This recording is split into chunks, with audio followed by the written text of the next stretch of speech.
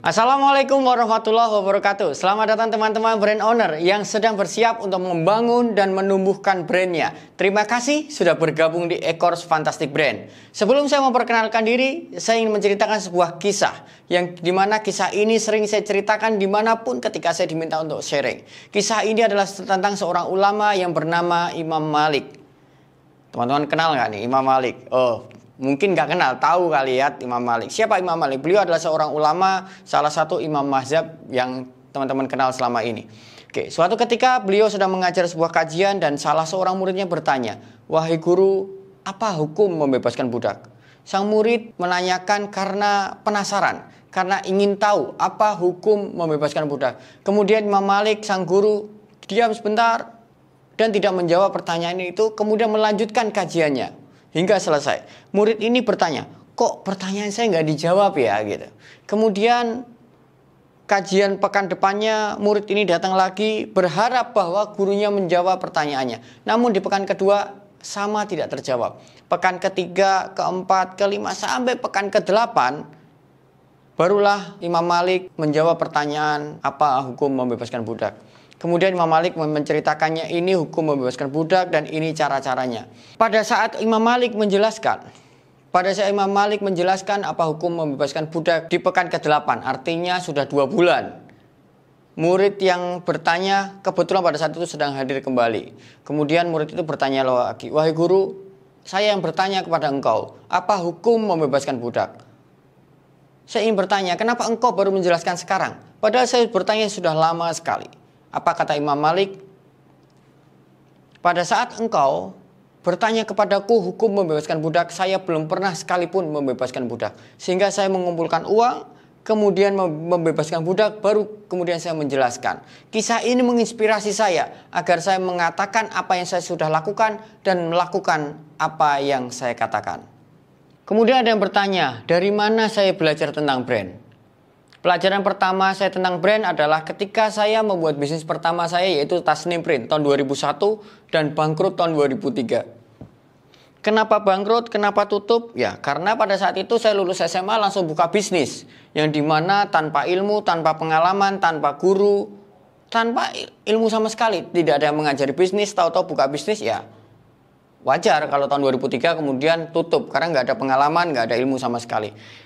Nah, sebetulnya saya sangat ingin belajar tentang brand. Saya sangat ingin belajar tentang bisnis. Bagaimana cara menumbuhkan, bagaimana cara mencari klien, bagaimana cara mengelola bisnis yang benar. Itu saya ingin sekali belajar. Tetapi pada tahun itu, nggak ada seminar, nggak ada workshop, nggak ada WhatsApp, nggak ada grup-grup komunitas yang mengajarkan bagaimana cara berbisnis. Internet tidak ada, Facebook tidak ada, YouTube tidak ada. Sehingga otomatis pada saat itu pebisnis yang ingin belajar sangat kesulitan sekali. Setelah tahun 2003 bisnis saya tutup, saya belajar dari sebuah buku judulnya Positioning Battle for Your Mind, karangan dari Jack Trout. Dari situlah saya belajar brand pertama kali dalam hidup saya. Dan saya mengetahui apa yang membuat bisnis saya bangkrut tahun 2001, yaitu salah positioning. Kemudian tahun 2005 saya mulai lagi membuka bisnis baru, percetakan juga. Oh ya maaf ya, saya belum cerita. Tahun 2001, 2003 saya buka bisnis yang namanya Tasnim Print, itu percetakan.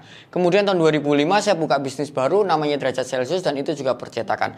Namun gitu, apa perbedaan percetakan tahun 2001 yang saya buka dan percetakan Derajat Celcius tahun 2005? 2005 ketika saya membuka sebuah bisnis, saya sudah memiliki pengalaman bangkrut gitu. Saya tahu apa yang membuat saya bangkrut, saya tahu apa yang membuat saya jatuh, dan saya sudah belajar tentang ilmu positioning. Maka tahun 2005 saya membuka percetakan, saya sudah menggunakan brand strategi, yaitu menggunakan positioning. Alhamdulillah sampai saat ini masih berkembang.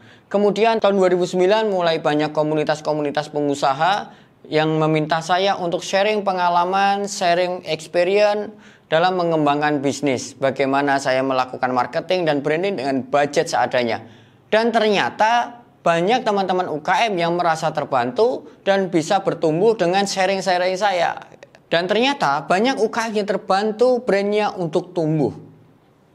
Kemudian saya mulai terpikir untuk membantu teman-teman UKM yang membutuhkan partner untuk menumbuhkan brandnya dengan membuat agensi, yaitu NEMA tahun 2010.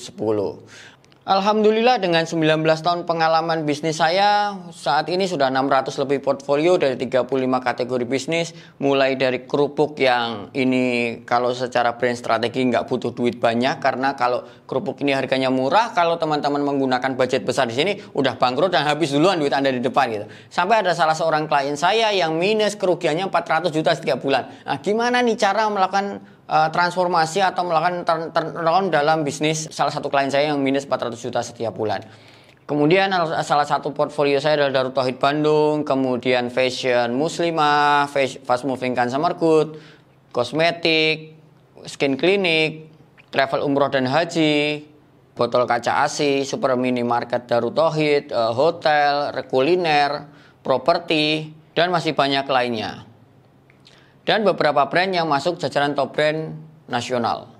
Dengan pengalaman tersebut, saya mempolakan mana yang berhasil dan mana yang tidak berhasil. Dan kemudian saya susun menjadi sebuah formula yang saya sebut dengan NEMA Way, agar dapat diajarkan dan digunakan teman-teman UKM untuk seluruh Indonesia untuk menumbuhkan brandnya.